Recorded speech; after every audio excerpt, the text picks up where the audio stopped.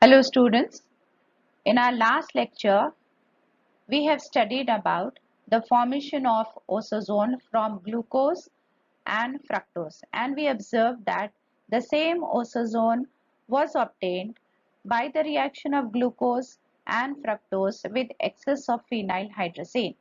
Now our today's question is, glucose and fructose forms the same osazone. What does it prove? Now we will see the answer over here. Glucose and fructose form the same osazone, which proves that the configuration of the hydroxyl group or the stereochemistry at the C3, C4, C5 and C6 in case of glucose and the fructose is same. What is the difference? By now we are well versed with the structure of glucose as well as the structure of fructose. So what is this one?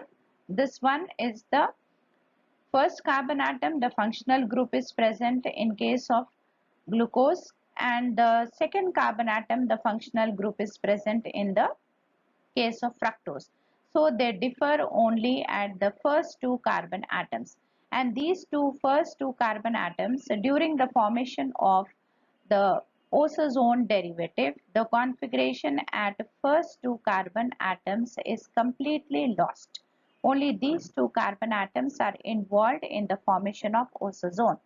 Now when we see from as well as in both the cases, from third carbon onwards, third, fourth, fifth and sixth, there is no difference in the configuration of the carbon atoms. Configuration means the arrangement of the groups on the carbon atom.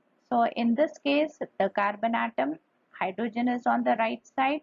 In the osazone also, hydrogen is on the right side in the third one, as well as in case of the fructose, hydrogen is on the right side. You can check right from the beginning, that is from the third carbon atom till the sixth carbon atom, there is completely no difference in the configuration at all. Now we are going to take up the next question,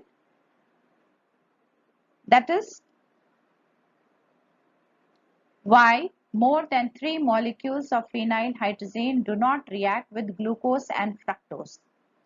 Now the answer for this question is, the reaction takes place only after 2 carbon atoms. Once the osazone is formed, it gets stabilized by means of intermolecular hydrogen bonding or chelation between nitrogen and hydrogen within osazone, leading to the formation of a 6-membered ring.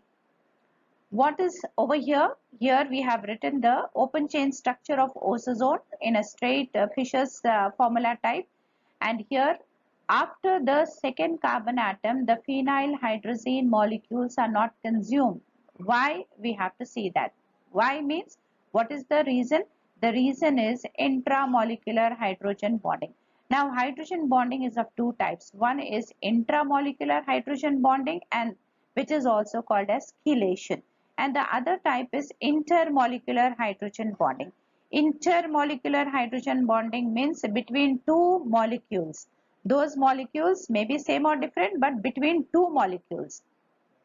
Intramolecular hydrogen bonding means within the molecule. So this one is one molecule of osazone, isn't it? So this is the one molecule of osazone. Now due to the availability of or the possibility of formation of a hydrogen bonding. So what is the condition required for hydrogen bonding? The condition required for hydrogen bonding is the hydrogen should be attached to the electronegative atom, like either it should be fluorine, oxygen or nitrogen.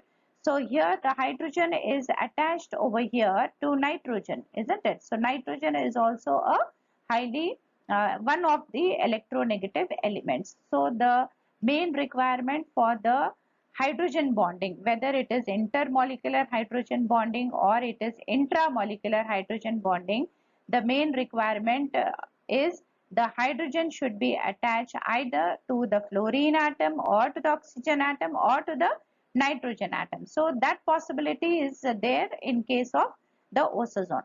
Now if you write, so what is happening over here, we will see here the first carbon atom, Simultaneously, we will give a look on the open chain structure, that is the Fisher's formula also, then we can understand very well.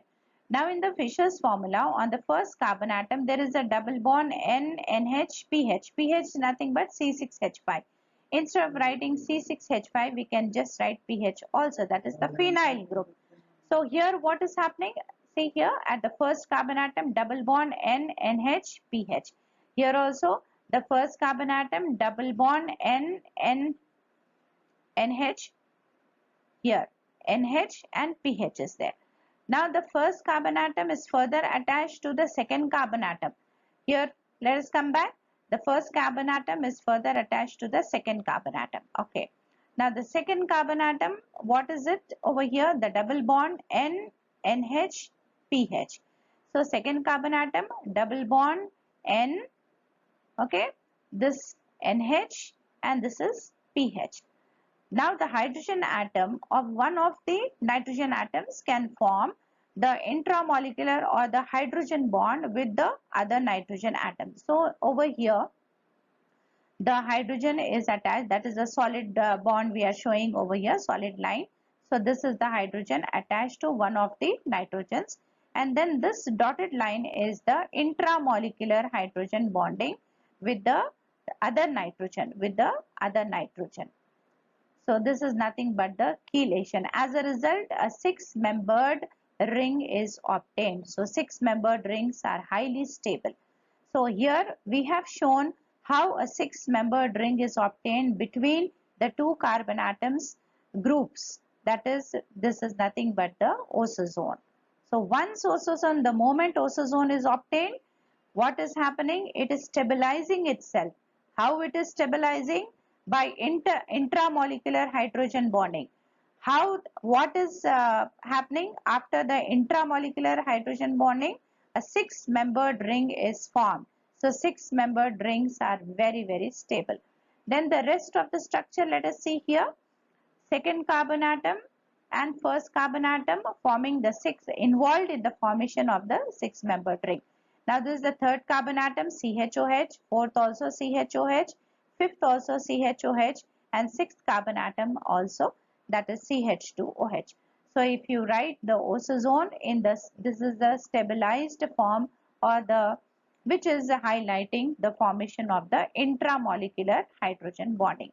Hope this question is very, very clear to you. So these two questions are very important examination point of view.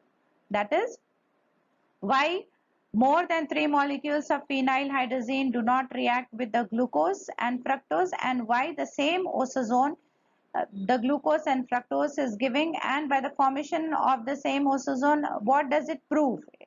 So we have seen both the questions which are important examination point of view.